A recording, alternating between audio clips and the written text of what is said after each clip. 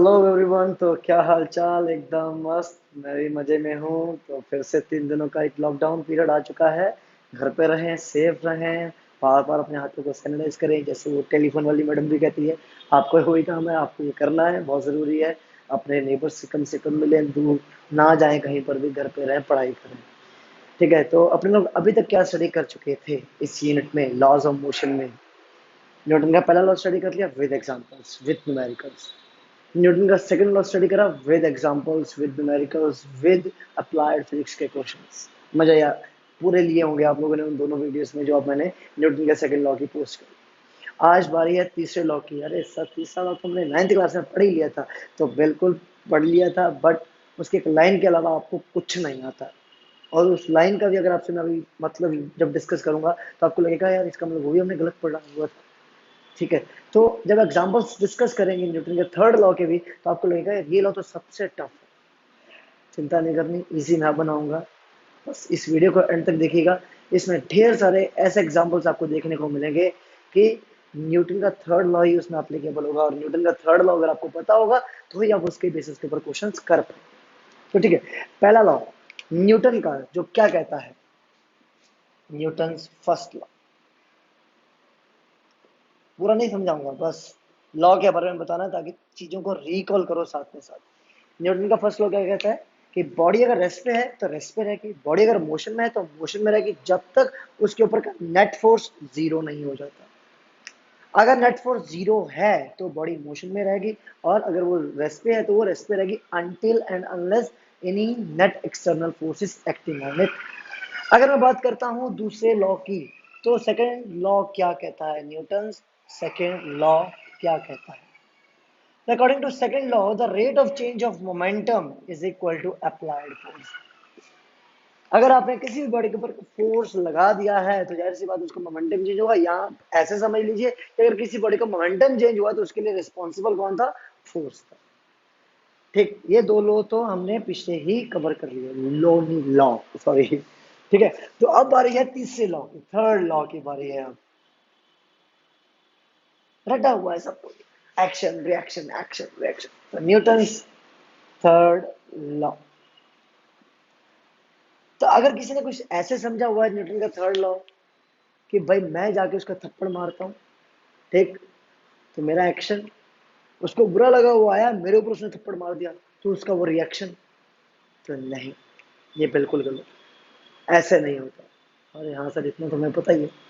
तो कुछ समझिए इसको कैसे होगा। सपोज जब आपने इसको थप्पड़ मारा है खींच के, ठीक है, तो आपके हाथ का फोर्स उसके चीक पर लग चुका है, उस समय आपका फोर्स, आपका एक्शन।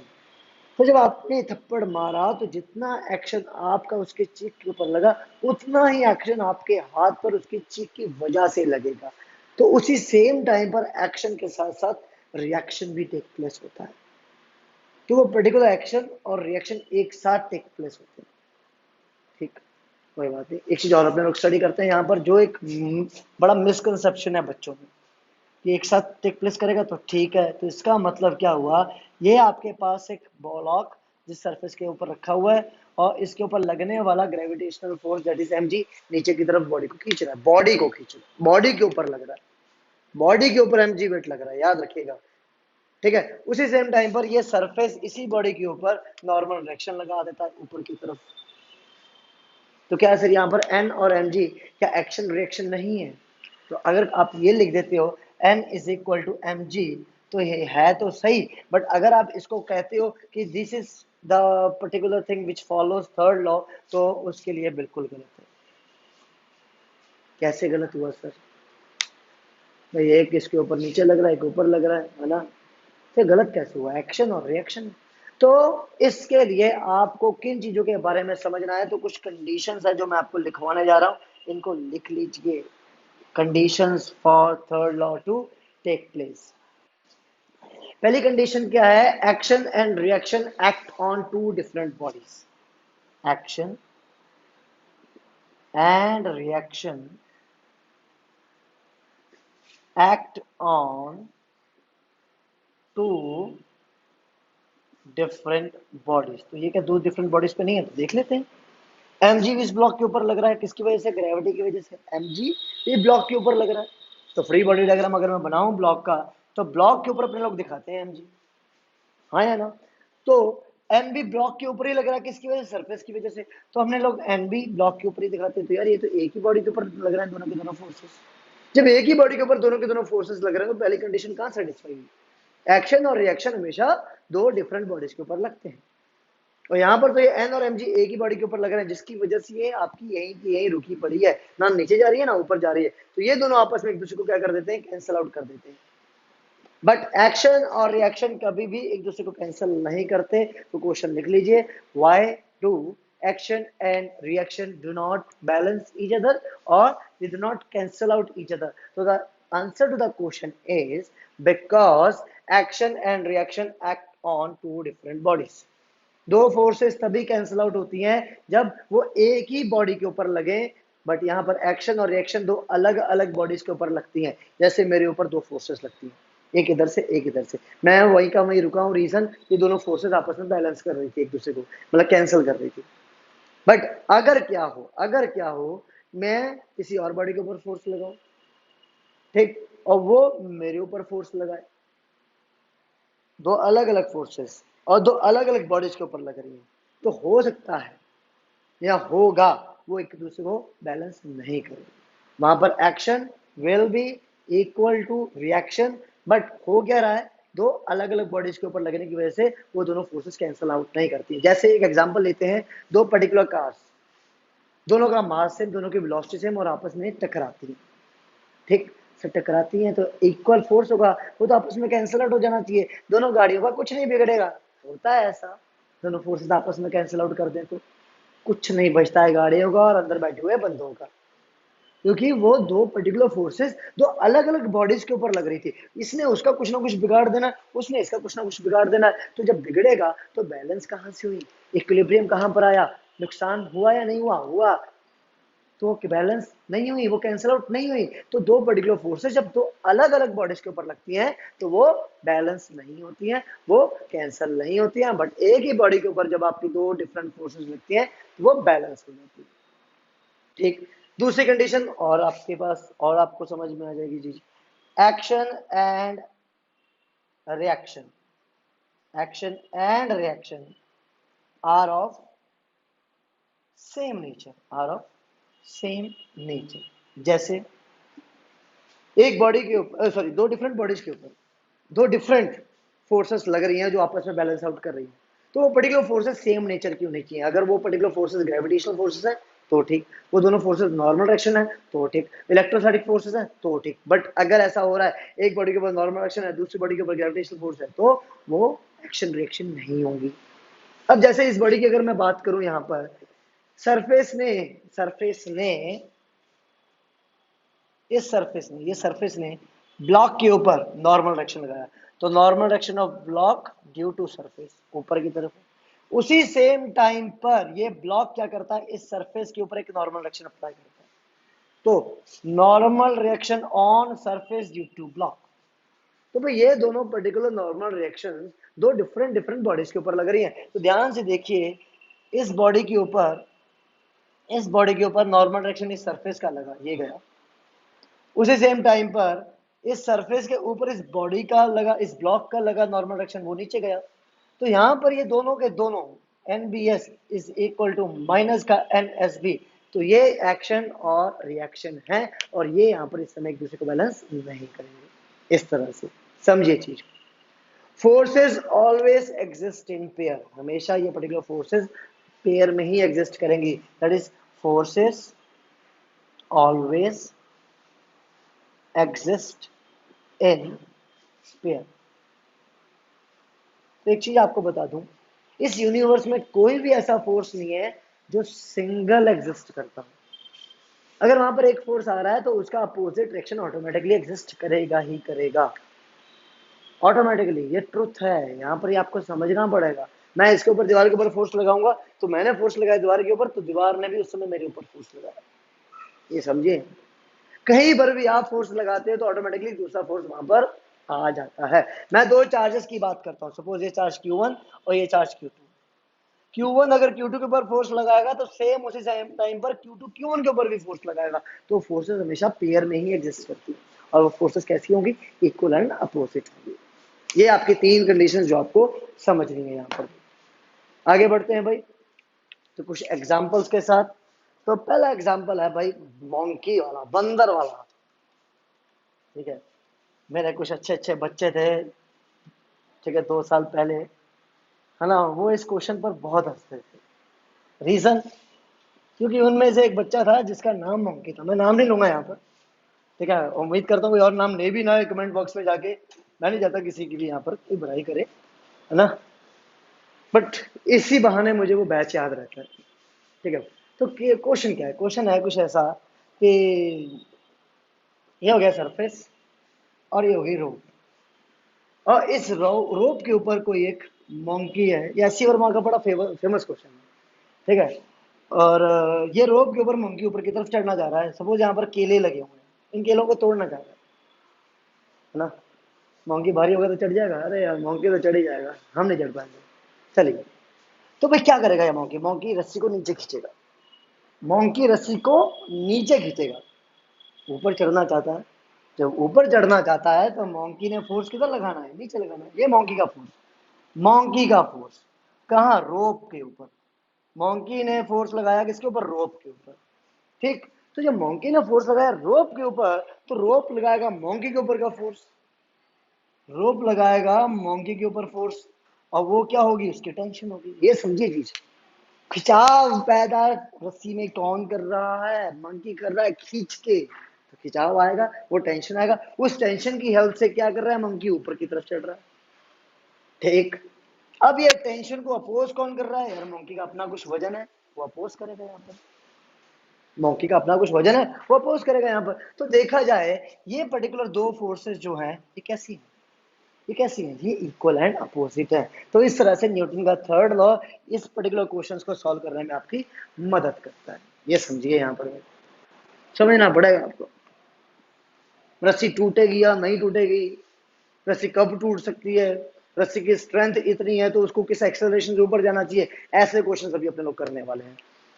बट आपको मेन चीज क्या समझनी है कि बंदा, बंदा नहीं यार, बंदा नहीं, मंकी, मंकी जब नीचे की तरफ खींच रहा है रस्सी को किसी फोर्स एफ के साथ, तो उस पर्टिकुलर रस्सी के ऊपर टेंशन लग रही है ऊपर की तरफ, और वो टेंशन क्या कर रही है, मंकी को ऊपर की तरफ लेके जाना चाह रही है। तो अगर मैं मंकी का फ्री बॉडी डायग्राम बनाता हूं, तो टेंशन लग रही है मंकी के ऊपर ऊपर, और उसका अपना वेट mg नीचे। तो भाई मंकी अगर ऊपर जाना चाहता है, तो कंडीशन है कि टी को mg से बड़ा होना चाहिए, तभी जा पाएगा ऊपर। ठीक, तो भाई पहली कंडीशन तो ये, अगर एक्सेलरेशन आना चाहता है पॉजिटिव, तो टी बड़ा होगा mg से, और अगर वेलोसिटी होगी कांस्टेंट, तो सिंपल सी कंडीशन है टी mg के बराबर हो जाना चाहिए, है ना। तो यहाँ पर अपने लोगों के लिए बेसिक केस क्या होगा, बेसिक केस की बात करता हूँ। सपोज एक एग्जांपल करते हैं यार, एग्जांपल करते हैं कि किस पर्टिकुलर एक्सेलरेशन से मोंकी ऊपर जाएगा अगर उसमें टेंशन इतनी है। सपोज ये आपके पास क्वेश्चन हो गया भाई, ठीक, और इसका एक्सेलरेशन आपको निकालना है। मोंकी का वेट है सपोज 80 किलो, ठीक है, और टेंशन अप्लाई हो रही है समथिंग, मैं मान लेता हूँ 800 न्यूटन, 800 न्यूटन की टेंशन अप्लाई हो रही है, ठीक है, 800 नहीं है, कुछ और 1000 न्यूटन के आसपास लेते हैं। 1000 न्यूटन की टेंशन लग रही है इसके ऊपर, इस रस्सी के ऊपर। तो भाई मंकी का अगर मैं फ्री बॉडी डायग्राम बनाऊं, तो टेंशन टी ऊपर की तरफ, ठीक है, और mg वेट नीचे की तरफ। और अगर इसके ऊपर एक्सेलरेशन ऊपर की तरफ है, तो टी में से अगर मैं mg माइनस करता हूं, तो मुझे मिलता है फोर्स दैट इज ma के बराबर। तो यहां पर टेंशन की वैल्यू कितनी होगी, टेंशन की वैल्यू है 1000 न्यूटन। m की वैल्यू कितनी है 80, g को क्या ले लो 10, is equal to 80 into a निकालना है, तो कितना आ जाता है 1000 minus 800 is equal to 80 into a, तो आ जाता है 200 upon 80 is equal to a। तो ये से कैंसिल हो जाएगा, तो कितना आएगा 2.5। तो एक्सेलरेशन की वैल्यू कितनी आ गई 2.5 मीटर पर सेकंड स्क्वायर। तो इस तरह से आप, अगर टेंशन की वैल्यू गिवन है वहां पर कितनी टेंशन अप्लाई हो रही है, ठीक है, और मास गिवन है उस पर्टिकुलर मोंकी का, तो आप वहां से ये पता कर सकते हो कि मोंकी किस एक्सेलरेशन से ऊपर की तरफ जाएगा। बट अगर क्वेश्चन ऐसा आता है कि रस्सी टूट सकती है और रस्सी की जो टूटने वाली टेंशन है वो इतनी है, तो उस केस में उसका मैक्सिमम एक्सेलरेशन कितना हो सकता है। तो सपोज अगर यही क्वेश्चन की मैं बात करता हूं और यहाँ पर टी की वैल्यू समथिंग इस तरह से दे रखी है, ब्रेकिंग टेंशन, क्या है ये, ब्रेकिंग टेंशन, तो इसका मतलब इससे ज्यादा एक्सेलरेशन मोंकी ले ही नहीं सकता। अगर 2.5 से ज्यादा एक्सेलरेशन हुआ तो ये रस्सी टूट जाएगी। क्यों? क्योंकि इसकी कैपेसिटी क्या है, इस रस्सी की कैपेसिटी है 1000 न्यूटन की टेंशन को ये झेल सकता है।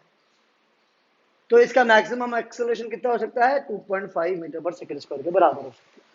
बात सिंपल सी है, ठीक है। सपोज अब अगर ये कहते हैं कि मोंकी की बात करते हैं, फिर से मजा आ रहा होगा इन क्वेश्चंस को करने में, करते रहो यार। मेरा एक तो मोंकी ऐसे बिल्ली बना देता हूँ मैं। चलो ये मोंकी हो गया, ये पूछ बना दी उसकी, अब लग रहा है मोंकी। चलो एक पैर और एक हाथ और बना दिया, अब तो लग रहा होगा मोंकी यार। बड़ी गर्मी है यार। ठीक है, सपोज अब ये बात करते हैं, या मंकी ऊपर की तरफ जाना चाह रहा है, तो भाई टेंशन टी ऊपर, वही सेम केस एमजी नीचे की तरफ लग रहा है। अब ये क्या कह रहे हैं कि एक्सेलरेशन गिवन है 2 मीटर पर सेकंड स्क्वायर, अब मास गिवन है इसका समथिंग 60 kg। तो पता करिए टेंशन कितनी डेवलप होगी यार। वही सेम तरीका तो है, क्वेश्चन जैसे आ सकते हैं वैसे मैं आपको बता रहा हूँ। तो T will be equal to या T minus m g will be equal to m a के बराबर। तो यहां से आप टी की वैल्यू कैसे निकाल लोगे, एम जी प्लस एम ए। तो एम को कॉमन लिया तो आ गया 60, ब्रैकेट में क्या हुआ, जी की वैल्यू है 10 और ए की वैल्यू है 2, तो 12 इंटू 6 720 न्यूटन की टेंशन डेवलप होगी यहाँ पर। तो कितनी टेंशन डेवलप होगी, 720 न्यूटन। सपोज अगर क्वेश्चन में गिवन होता कि भाई टेंशन, ब्रेकिंग टेंशन जो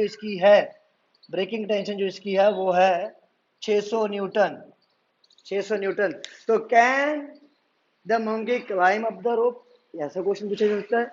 या will the rope break or not, will the rope break or not. अब यहां पर आपने टेंशन निकाली 720 न्यूटन, तो कहने का मतलब अगर मंकी 2 मीटर पर सेकंड स्क्वायर की एक्सेलरेशन के साथ ऊपर चढ़ता है तो रस्सी के ऊपर लगने वाला टेंशन होगा इतना 720 न्यूटन। तो इसका मतलब जो रस्सी टेंशन होल्ड कर सकती थी वो थी कितनी, 600 न्यूटन। तो ऑटोमेटिकली क्या होने वाला है, रस्सी टूट जाएगी। ऐसे क्वेश्चन भी आ सकते हैं। समझ में आ रही होगी बात आप लोगों को, ठीक है। मोंकी वाले केस तो समथिंग ऐसे क्वेश्चन आएंगे।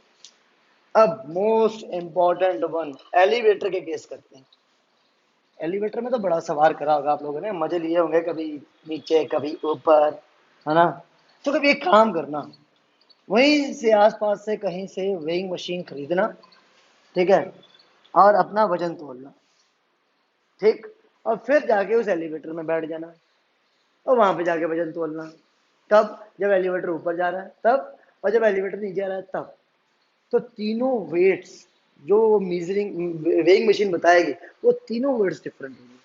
हाँ, जे जो थोड़े से मोटे हैं, गुलगुले से हैं, जिनको लगता है हमारा वेट ज्यादा है, तो वो अपने आप को खुशी दे सकते हैं कैसे, वेइंग मशीन को लेके चले जाए एलिवेटर में और जब वहां पे जाके अपना वेट मेजर करें। तो कब मेजर करें, जब ऊपर जा रही है नीचे जा रही है, तो उसके लिए अपने लोग बेसिक कर लेते हैं, है ना।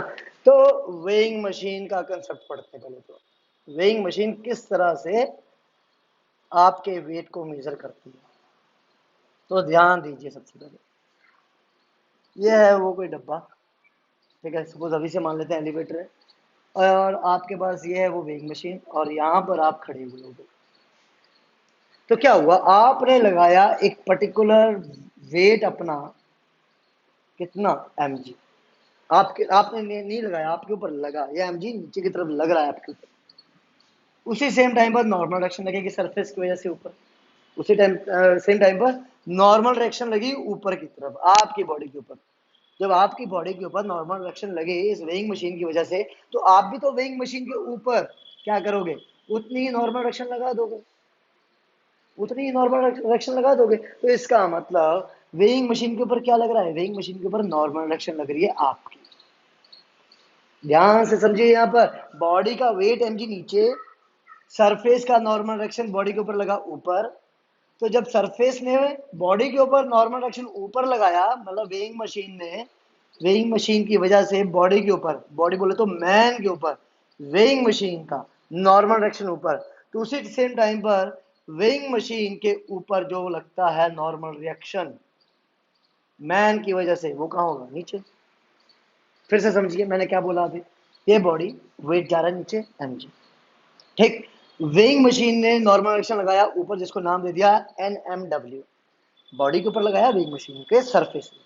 तो उसी सेम टाइम पर इस सरफेस के ऊपर बॉडी का नॉर्मल डायरेक्शन लगता है नीचे, दैट इज NWM नाम दे दिया। वेइंग मशीन के ऊपर normal direction due to m, तो इसका मतलब वेइंग मशीन के ऊपर जो लगने वाला फोर्स है वो क्या है? नॉर्मल डायरेक्शन है। तो वेइंग मशीन क्या मेजर करती है? ये मेजर करती है क्या? ये मेजर करती है नॉर्मल रिएक्शन को। ये हमेशा ध्यान रखना, ये नॉर्मल रिएक्शन मेजर करेगी। तो सपोज अगर वेज वाले कोई क्वेश्चन आ जाते हैं, कभी भी वेज वाले क्वेश्चन समझे कुछ इस तरह से, आप लोगों ने पहले भी करे हुए हैं, और कुछ ऐसे आपकी वेइंग मशीन रखी हुई है, ठीक, और यहाँ पर कोई बॉडी खड़ी हुई है, तो यार ये तो नॉर्मल डायरेक्शन को मेजर करती है ना। तो नॉर्मल डायरेक्शन ध्यान से देखो, mg कॉस थीटा आता था, तो ये n इस mg कॉस थीटा के बराबर होगा। इसका मतलब ये है, आप समझिए इस चीज को। तो बेसिकली नॉर्मल डायरेक्शन, ये दोनों कैसे होंगे? Equal and opposite. कोई एक पता कर लो, ऑटोमेटिकली वेइंग मशीन की वैल्यू मिल जाएगी। भाई ये दोनों के दोनों नॉर्मल रिएक्शन पेयर में है या नहीं है? इसका मतलब ये एक्शन और रिएक्शन है। कोई एक वैल्यू पता कर लो, वही वेइंग मशीन की रीडिंग होगी। ठीक, बात समझ में आ गई ना? नहीं आई तो कोई बात नहीं, अभी और केसेस करते हैं ताकि और क्लियर हो जाएगा।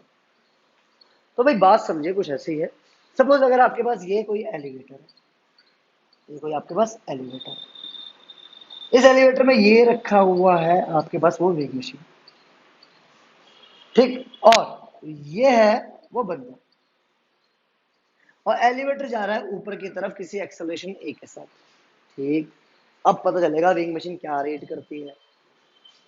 तो एक्सेलरेशन का ऊपर की तरफ, एक्सेलरेशन ऊपर की तरफ, नॉर्मल डायरेक्शन लग रहा है एन ऊपर की तरफ, किसके ऊपर? इस बॉडी के ऊपर। किसकी वजह से? इस सरफेस की वजह से। वेइंग मशीन क्या रीड करेगी? इसका अपना नॉर्मल डायरेक्शन होगा एन, ठीक। अब ध्यान से देखो, जो पर्टिकुलर एक्सेलरेशन इस लिफ्ट के ऊपर लग रहा है, वही सेम एक्सेलरेशन इस बॉडी के ऊपर लगेगा या नहीं लगेगा? लगना तो चाहिए। कैसे सर? हम कैसे मान लें? क्योंकि ये बॉडी इसके साथ कैसे है? फिक्स है, स्टेशनरी है। तो जो भी पर्टिकुलर एक्सेलरेशन इस लिफ्ट के ऊपर लगेगा, तो इसी का तो पार्ट है, तो वही सेम एक्सेलरेशन इसके ऊपर भी लग रहा है। चलो ऐसे नहीं, एक सिंपल सा देसी एग्जांपल देता हूँ ताकि आपको समझ में आ जाए। कभी साइकिल के पीछे तो बैठे होंगे, है ना?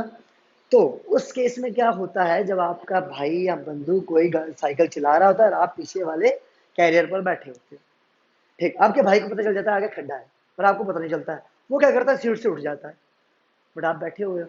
तो क्या होता है? साइकिल खड्डे में गई, आप भी खड्डे में गए, तो आपका कैरियर और आप एक ही सिस्टम थे, तो जितना फोर्स कैरियर पे लगा उतना ही फोर्स आपकी बॉडी के ऊपर लगता है, तो आपको लगती है ना चोट उस समय। तो वही सेम चीज यहाँ पर है। वो कैरियर यहाँ पर क्या है? एलिवेटर।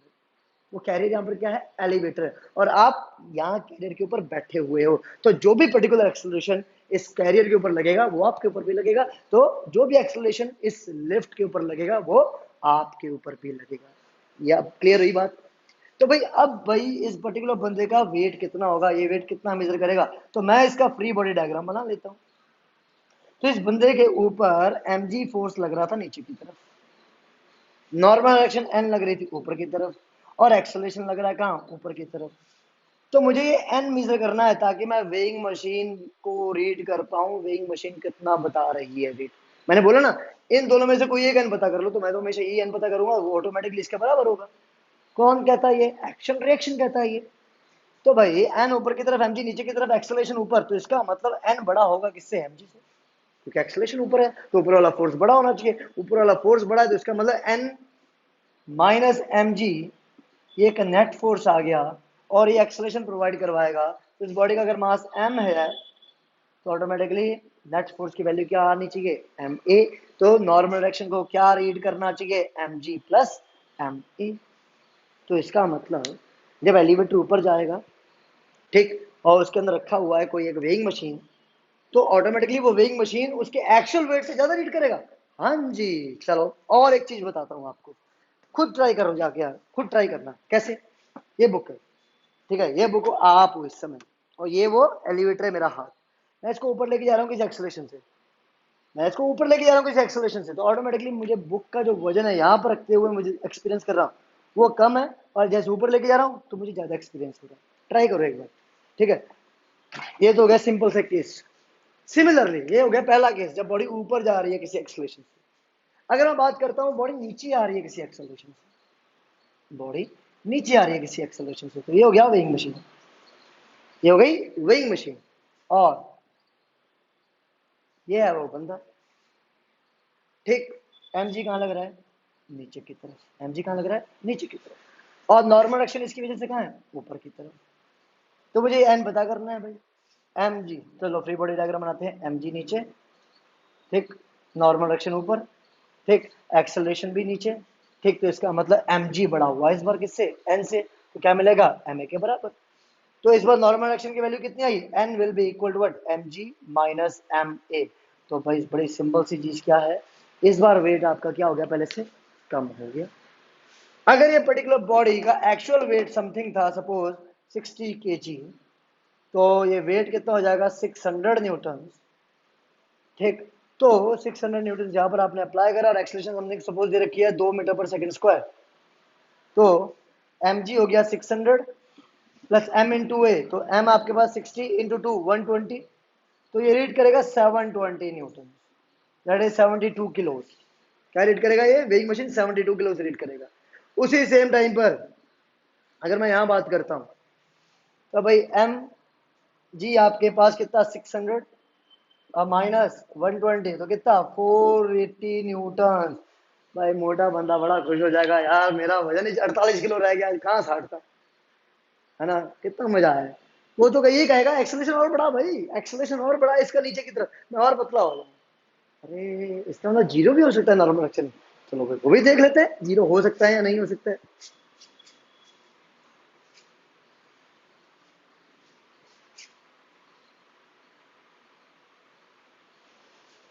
ओहो, चलो इसके बारे में भी अपने लोग निकाल लेते हैं सारी जानकारी की, एक्सेलरेशन जीरो हो, सॉरी, नो, मतलब आपका जो वेइंग मशीन है वो जीरो रीड कर भी सकती है या नहीं।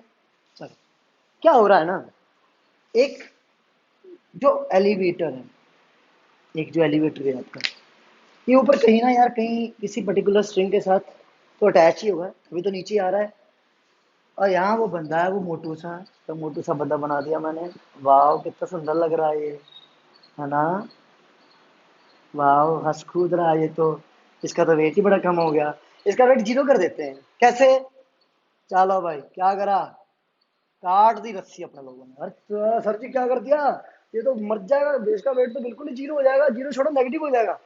काट दिया हमने, जब काट दी इसके ये रस्सी, तो अब आपका ये पर्टिकुलर एलिवेटर गिरेगा, नीचे गिरेगा, और इसका उस समय का एक्सेलरेशन ए कितना हो जाएगा, under the motion of gravity g के बराबर हो जाएगा। अब जी मार डालो गरीब को आपने, ठीक। नॉर्मल एक्शन एन ऊपर, एम जी नीचे, तो M G minus N will be equal to m ए, तो N will be equal to m ji minus M a की वैल्यू जी के बराबर, नॉर्मल एक्शन जीरो, तो इसका मतलब गया पानी में, हो गया काम बेचारे का, मर गया बेचारा। तो ये इसका में वेइंग मशीन कुछ भी रीड नहीं करेगी, है ना, पॉसिबल है, आपके सामने का केस है। क्या सर ऐसा हो सकता है ये हवा में उड़ जाए, कैसे हो सकता है हवा में उड़ जाए, चलो देखते हैं वो भी। चलो, अगर इन केस बॉडी नीचे आ रही है एक्सेलरेशन ए के साथ, और इस बार वो एक्सेलरेशन ए क्या है, जी से भी ज्यादा है, अरे तो क्या होगा, ध्यान से देखना, तो क्या होगा। तो भाई एम जी नीचे, नॉर्मल एक्शन है ऊपर की तरफ चला गया, एम जी नीचे, नॉर्मल एक्शन है ऊपर की तरफ चला गया, ठीक। तो एम जी बड़ा होना चाहिए किससे, नॉर्मल एक्शन से, क्योंकि एक्सेलरेशन नीचे है। तो M G minus N will be equal to what, M ए। तो एन की वैल्यू क्या होगी, M ji minus M A. जब मैं ए की वैल्यू लगाऊंगा जो कि जी से बड़ी है, तो एन क्या हो जानी चाहिए, नेगेटिव। एन क्या हो जानी चाहिए, नेगेटिव। और नेगेटिव नॉर्मल एक्शन का मतलब क्या होगा, बॉडी हवा में उड़ जाएगी और जाके छत को टकरा जाएगी। नहीं यकीन आता, चलो दिखाता हूँ एक केस, सिंपल सा केस। देखो भाई, ये है आपके पास सपोज एक एलिवेटर है और ये है वो बंदा, ठीक, ये वो बंदा, ठीक है। अब अगर इस कप को मैं नीचे फेंक देता हूँ, फेंकूंगा नहीं, टूट जाएगा यार, मेरी देखो अच्छी अच्छी फोटो बनी हुई है इसके ऊपर, तोड़ूंगा नहीं यार इसको, ठीक है। अब अगर इसको मैं ऐसे छोड़ देता हूँ, रिलीज कर देता हूँ, तो क्या होने वाला है, तो मार्कर कैरी, मार्कर का जो वेट जो होगा बेसिकली वो क्या होगा, 0 हो जाएगा। बट अगर मैं इसके ऊपर एक एक्स्ट्रा एक्सेलरेशन दे दूं जो जी से भी बड़ा है, तो इस बॉडी का क्या होगा, ध्यान से देखना। क्या हुआ था, क्या हुआ था, रिवाइंड करके देखो एक बार क्या हुआ था। चलो फिर से दिखाता हूँ क्या हुआ। मैंने एकदम से एक्सेलरेशन दिया, कैसा, बॉडी हवा में आ गई, बॉडी हवा में आ गई। क्यों आई, क्योंकि ए की वैल्यू क्या थी, जी से ज्यादा थी, मतलब एन की वैल्यू क्या थी, नेगेटिव थी। चलो अगर मैं नॉर्मल लेके आता हूँ, ध्यान से देखो, नॉर्मल आना है, नॉर्मल आना है, कुछ नहीं हुआ। बट अगर मैं यही एक ही वैल्यू को क्या कर देता हूँ, बढ़ा देता हूँ, किससे, जी से, तो ऑटोमेटिकली क्या होता है, एन की वैल्यू नेगेटिव हो जाती है, और उस केस में बंदा क्या करेगा, हवा में उड़ जाएगा और जाके छत को टकराएगा और अच्छी खासी चोट उसको लग सकती है। तो मैं उम्मीद करता हूँ आपको ये वेइंग मशीन वाले जो कंसेप्ट है, एलिवेटर के सारे सारे कंसेप्ट आपको क्लियर हो गए, ठीक है। अब आगे बात करते हैं, आगे बात करते हैं और मजा आएगा अभी क्वेश्चंस में। देखो, अब पुली का कंसेप्ट भी लगा देते हैं किसमें, वेइंग मशीन में, हैं क्या कर रहे हो सर, अरे मजा आएगा, मैं कहता रहा हूँ। ये आपके पास हो गया एलिवेटर, ठीक, ठीक है, और ये हो गया आपके पास वो सरफेस, और यहाँ आपने अटैच कर दी पुली, पुली का एक एंड आपने बांध दिया एलिवेटर के साथ, दूसरा एंड आपने यहाँ पर कर दिया छेद और रस्सी को निकाला इसमें से, और यहाँ है वो मोटा सा बंदा जिसको आ रखा है बहुत सारा गुस्सा इस समय, उसको पकड़ा दिया भाई, उसको पकड़ा दिया आपने वो रस्सी का दूसरा एंड। अब भाई क्या हो, इसका वेट मैं मान लेता हूँ 30 केजी है, इसका वेट मैं मान लेता हूँ 50 केजी है। तो ये पर्टिकुलर बंदा इस रस्सी के ऊपर कितना फोर्स लगाए ताकि आपका ये कंप्लीट सिस्टम इक्विलिब्रियम में है, आपका ये कंप्लीट सिस्टम इक्विलिब्रियम में रहे, इक्विलिब्रियम में रहे, इक्विलिब्रियम में रहे, इक्विलिब्रियम में रहे, ठीक, किसमें रहे, इक्विलिब्रियम में रहे। इक्विलिब्रियम में रखना है तो नेट फोर्स सारा का सारा क्या हो जाना चाहिए, 0 हो जाना चाहिए, बंदे के ऊपर का भी और एलिवेटर के ऊपर का भी। पॉसिबल है, पॉसिबल है, कैसे है सर, बताइए जरा, चलिए देखते हैं। बंदे ने फोर्स लगाया रस्सी के ऊपर, रस्सी के ऊपर नीचे की तरफ फोर्स लगाया नीचे की, बट उसी सेम टाइम पर टेंशन लेके जाना चाहती है बंदे को कहाँ, ऊपर, टेंशन लेके जाना चाहती है कहाँ, ऊपर, ठीक। अब भाई वेट mg लग रहा है कहाँ, नीचे की तरफ, बंदे का वेट mg कहाँ लग रहा है, नीचे की तरफ।